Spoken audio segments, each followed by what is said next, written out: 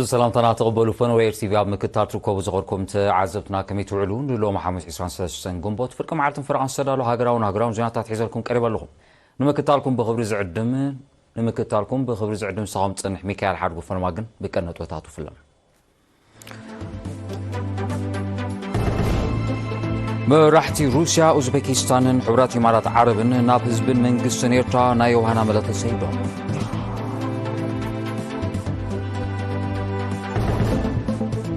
مبل ساسان سلسان عمد صنبل ناصنة بدرجة زوبا دوبو بلوع المعارك تبعيلو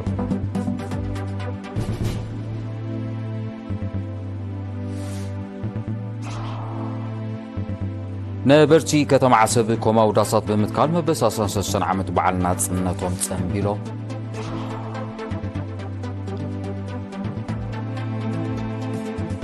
أب زيناتات وصاي روسيا تصر ميسايل كم زفتنت كاب أمريكان زغرب لا كسينة تيغاتو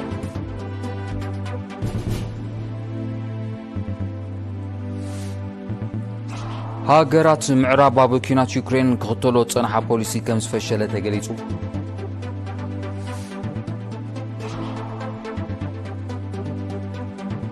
چاينا بوسناسن دسي تايوان وتادراو لممد تكايدالا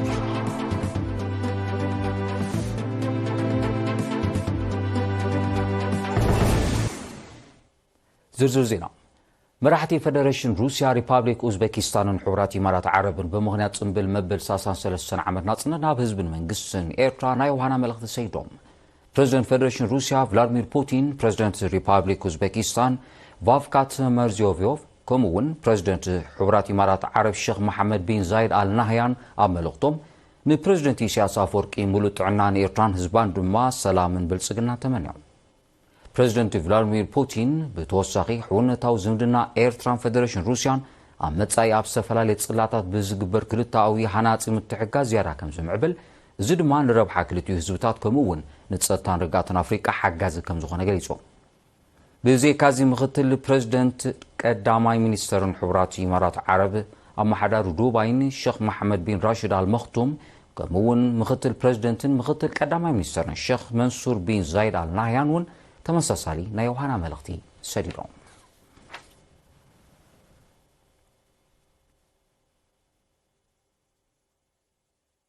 ناب كالزينات نسجرم اب زوبادوبو بستفلالي مسناودات ككير زغني مبساسان سلسن عمد بعلنا صنت مالي بدرجه زوباب كتما مندفرا بزتخايل سن سرعات قصيلم سيوم وكيليرينا زراي برهان زدالو صبصبالو اللتا حبتو مريم انا نوسنا لفكرنا انا نوسنا لحريانا انا نوسنا ابارينا قدم حينا فقرت بالشراتنا وكير سدت حلفت اسناينا بلين تسنت مبسلاسان سلسن عمد انبلنا صنت وحسن السلام بمخته بزبل تيما بدرجه زوادبو بتمال 20 كلتن قبط تباعيلو أبتلع لو سبب سلطان منقستن جنبارن زركبهم أستاد حموش عدماتن وكلت هزبن استرخبلو أبستاد من دفراس تخايدت تنبل لعل شد شميتن حمسان تمهارون سنة وينيا حسن ساساتفوا سنة وواو مسانا دوتات قريبو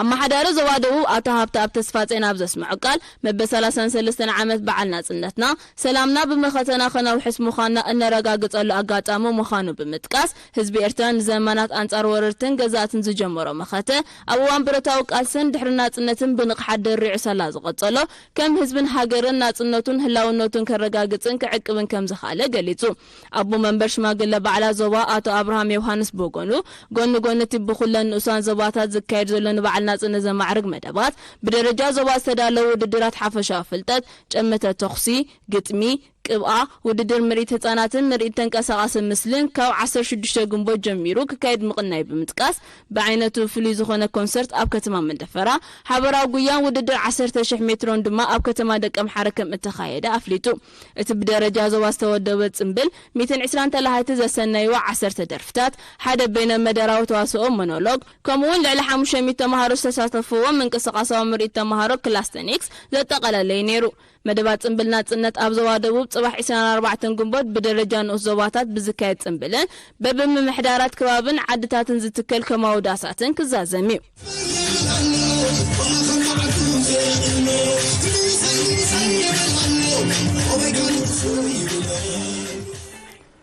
ኣብ ዞባ ማእከል ውሕስነ ሰላም በመኸተ ብዝብል ቴማን ዝበዓል ዘሎ መበል 33 ዓመት ጽንብል ናጽነት ህዝቢ ኮማውዳሳት ብምትካል ብልዑል ሃገራዊ ክብርን ማዕረግን ክጽንብሎ ጀሚሮም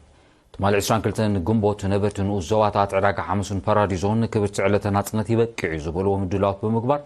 ብሓድነትን ፍሳሃን ብሓባር ክዘናግዑ ውዒሎም ህዝቢ ኤርትራ ብጽላል ሃገራዊ ሰንደቕ ዓሲሉ ኣብ ድሙቕ ጽንብል ዝርከብ ስልያ ዝኸፈሎ መስዋዕቲ ስለ ዝግንዘብ ምዃኑ ብምሕባር እቲ ምትኻብ ኪኖ እኽለ ማይን ጓይላን ዝኸይድ ረዚን መልእኽትን መብፅዓን ዝሓቆፎ ምዃኑ ተሳተፍቲ ብሪሆም ሃገራዊ በዓላትና ሕላገ ጽንዓትናን መግለፂ ክብርታትናን መንነትናን እዩ ዝበሉ ኤሪና ዝተወከሰቶም ነበርቲ መንስያት ቆልዑን ኣሰር ወለዶም ተኸቲሎም ኣብ ምድማቕ በዓል ናጽነት ዘርእይዎ ዘለዉ ዕዙዝ ተሳትፎ መራያ ዕዉት ባህሊ ምውራስ ከም ዝኾነ ሓቢሮም ጽንብል ናጽነት ህዝቢ ባዕሉ ንባዕሉ ዝዕጠቐሉ ሃገራዊ ኣውዳእመ ስለ ዝኾነ ድምቀቱ መመሊሱ ከም ዝኹላዕ ድማ ብተወሳኺ ገሊጾም ኣብ ዞባ ማእከል ብምኽንያት መበል 33 ጽንብል ናጽነት ኤርትራ ካብ 22 ክሳብ 24 ግንቦት ብድምር 146 ኮማውዳሳት ከም ዝትከል ተፈሊጡሎም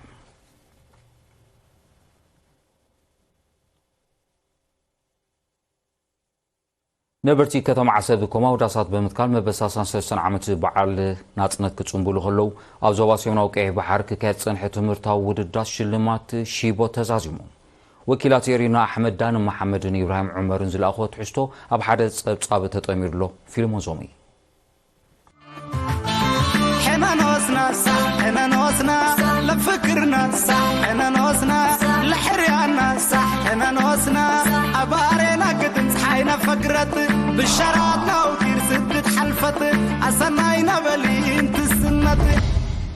ነበርቲ ከተማ ዓሰብ በብምምሕዳር ከባቢኦም ኮማውዳሳት ብምትካል መበል 33 ዓመት በዓል ናጽነት ብልዑል ማዕርግ ጸንቢሎም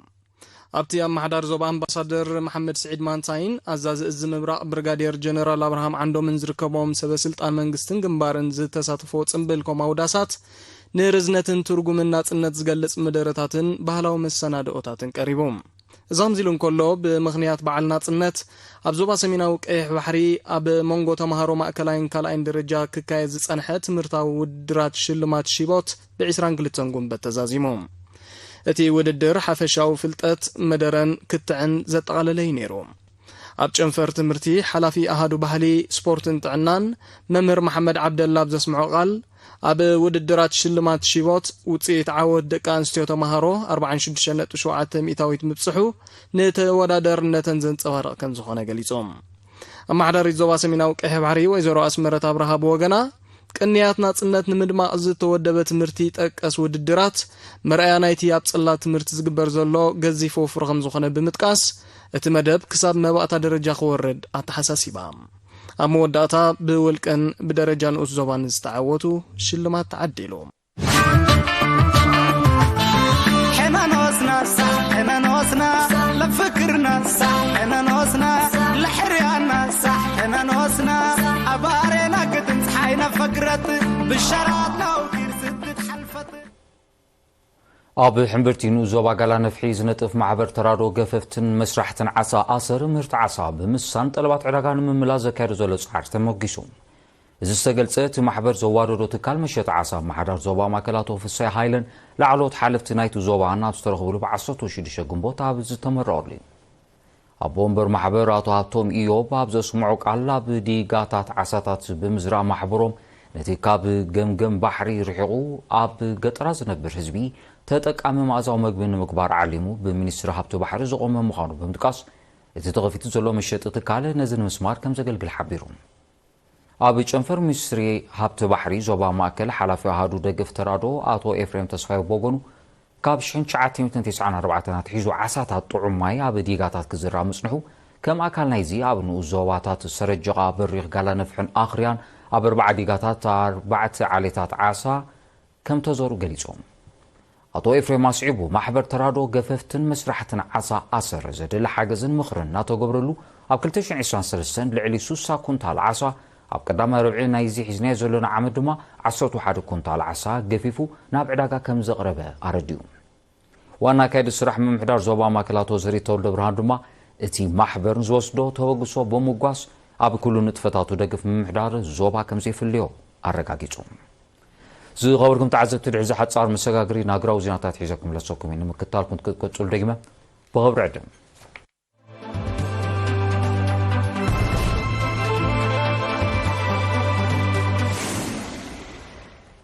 ዜናው መሰናዶ ኤርቲቪ ናቕጽለይ ዝኸበርኩም ተዓዘብቲ ስለምክታልኩም ኣዝየ መስግን ዜና ወጻኢ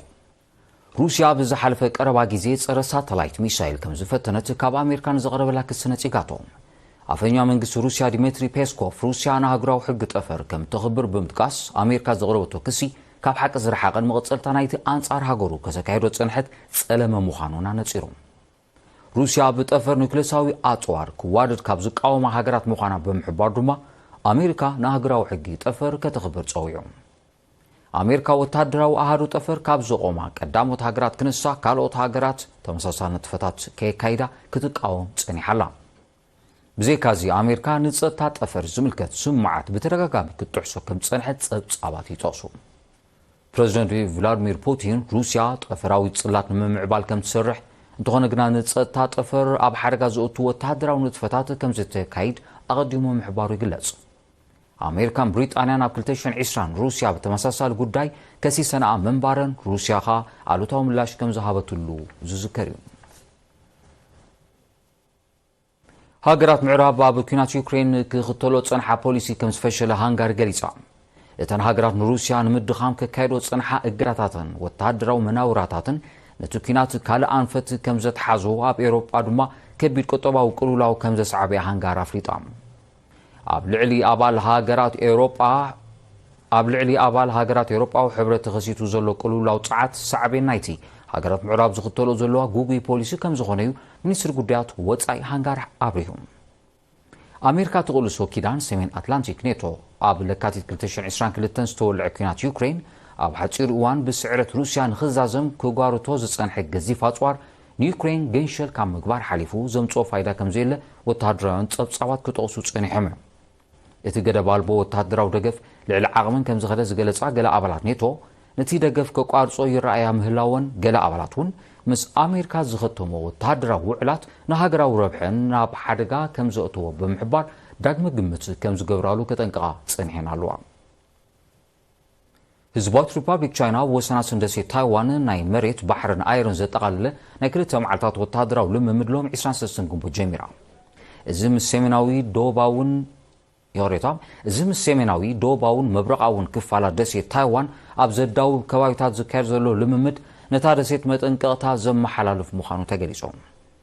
ንምትእትታው ኣሜሪካ ኣብቲ ዞባ ብትሪ ትቃወም ቻይና ኣብ ወሽመጥ ደሴት ታይዋንን ባሕርን ደቡብ ቻይና ወታደራዊ ልምምድ ከተካየድ ናይ ፈለማ ከም ዘይኮነ ጸብጻባት ይሕብሩ ቻይና ኣድላይ ኮይኑ ምስ እትረኽቦ ንደሴት ታይዋን ብሓይሊ ንምቁጻር ስጉምቲ ከም እትወስድ እያ ከተጠንቅቕ ጸኒሓ ዘላ ካብ ዜና ቻይና ከወጻና ህዝባዊት ሪፓብሊክ ቻይና ኣብ ልዕሊ 12 ኣሜሪካን ወታደራውን ክኢላታት እገዳ ወሲና እቲ እገዳ ሕሳባ ዘደስክልን ናብ ቻይና ዝግበር መገሻ ዝኽልክልን እዩ ኣብ ልዕሊ እቶም ክኢላታት ዝተወስደ ስጉምቲ መልሲ ግብሪ ናይቲ ኣሜሪካ ኣብ ደሴት ታይዋን ትገብሮ ዘላ ቀጻሊ ምትእትታውን ኣብ ልዕሊ ኩባንያታት ሃገሩ ተጽድቆ ዘላ እገዳታትን ምዃኑ ሚኒስትሪ ጉዳያት ወጻኢ ቻይና ሓቢሮም ህዝባዊት ሪፓብሊክ ቻይና ምስ ደሴት ታይዋን ምትእሳር ከም ዘለዎን ዝኸሰሰተን ሰለስተ ኩባንያታት ኣጽዋር ኣሜሪካ ብ21 ግንቦት ምእጋዳ ይፍለጥ እተን ኩባንያታት ናብታ ደሴት ኣጽዋር ኣብ ምልኣኽ ተዋፊረን ከም ጸንሓ ዝሓበረ ሚኒስትሪ ጉዳያት ወጻኢ ቻይና ኣብ ሃገሩ ወፍሪ ከይገብራን ምስ ትካላት ቻይና ንግዳዊ ንጥፈታት ከየካይዳን ተኸልኪለን ከም ዘለዋ ረዲዮም ከም ኣካል ትእገዳ ኣካየድቲ ናይተን ኩባንያታት ናብ ሃገሩ ከይገሹ ተኸልኪሎም ምህላውን እውን ሚኒስትሪ ጉዳያት ወጻኢ ቻይና ኣፍሊጡ እዩ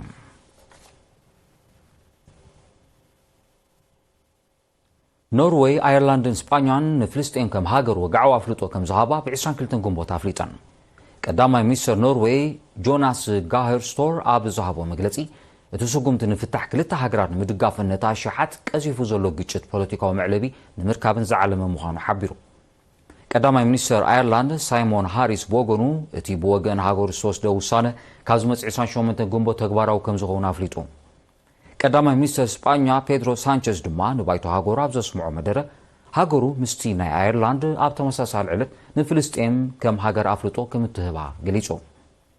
መንግስቲ እስራኤል ከመልሰ ግብሪ ናይዚ ምስ ሰለስቲአን ሃገራት ኤውሮጳ ዘሎ ዲፕሎማስያዊ ዝምድናታት ብምውንዛፍ ኣምባሳደራቱ ከም ዝስሕብ ኣፍሊጡሎ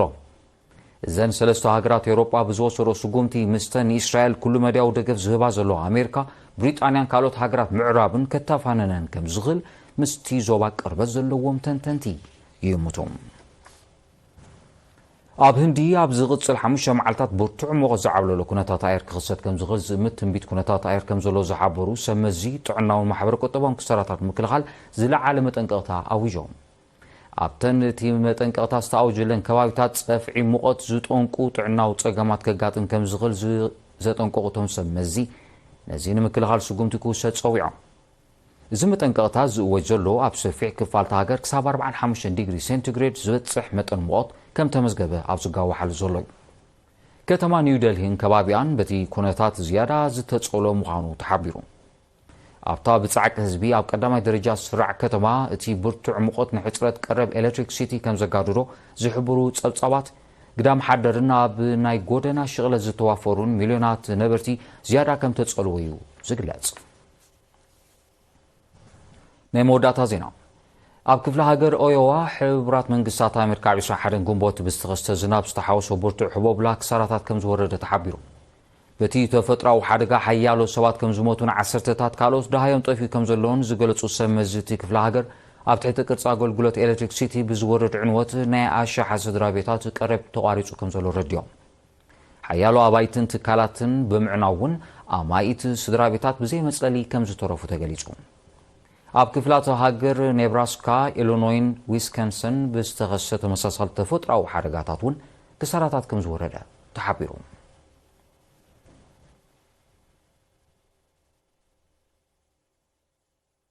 ንሰዓት ዝተዳለወ ዜና ንምዛም ቀንዲ ነጥብታቱ ክደግመልኩም መራሕቲ ሩስያ ኡዝቤኪስታንን ሕብራት ኢማራት ዓረብን ኣብ ህዝብን መንግስትን ኤርትራ ናይ ዋህና መልእኽቲ ሰዲዶም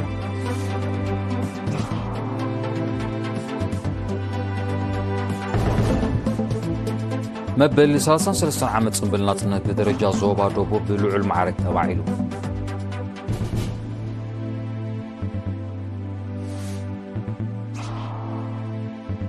ነበርቲ ከተማ ዓሰብ ኮማውዳሳት ብምትካል መበል 33 ዓመት ዝበዓል ናጽነቶም ጸንቢሎም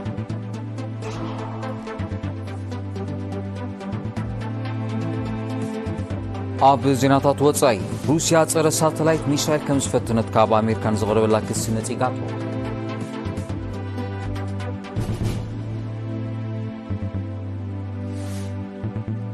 ሃገራት ምዕራብ ኣብ ኩናት ዩክሬን ክኽተሎ ጸንሓ ፖሊሲ ከም ዝፈሸለ ተገሊጹ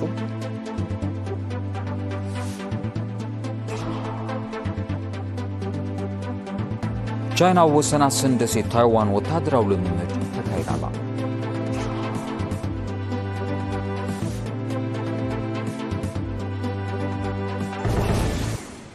زغوركم تعزتن لو مقتل استدالو زينا مسناو رابزي فتصم سلمكتالكم ازي مسكن مسارحتي امير علي نعلتاو زينا سبورت حيزكم لسوكم روح اسقنيات ناصنت كونلكم من وحسن السلام بمخته سلام